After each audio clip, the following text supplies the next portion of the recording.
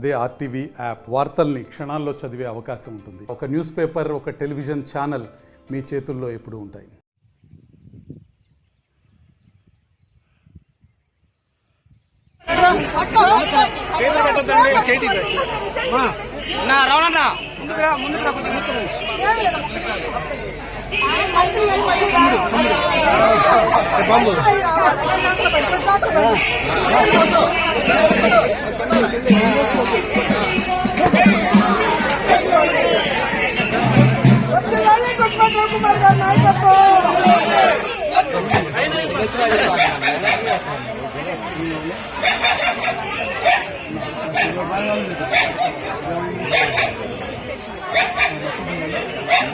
మమ్మల్ని అట్టడమే సరిపోయింది.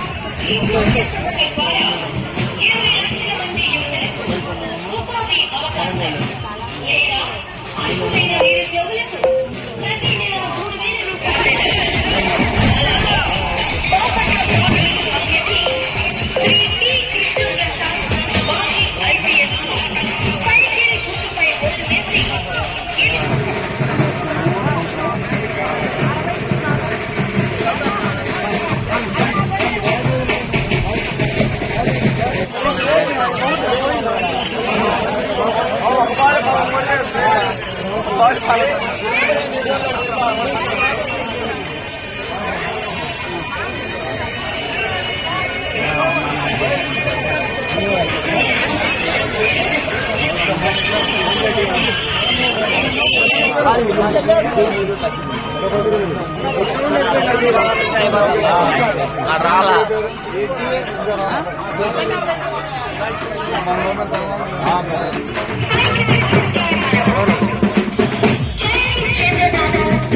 తెలుసు. వల్లవరపాడు కింద 350 ఎకరాలు కోర్టులో ఫైట్ చేసి చేయించుకొని వచ్చాను. చేయించుకొని వచ్చిన తర్వాత రైతులకు నష్టపరిహారం ఇవ్వకుండా మళ్ళీ ₹1,50,000 రూపాయలు ఇస్తాం ఎకరానికి అని చెప్పి కోర్టుకు వేశారంటే దాన్ని బట్టి ఏమాత్రం చిత్తశుద్ధి ఉందో, రైతుల పట్ల ఏమాత్రం చిత్తశుద్ధి ఉందో మీ అందరికి తెలియదు కాదు.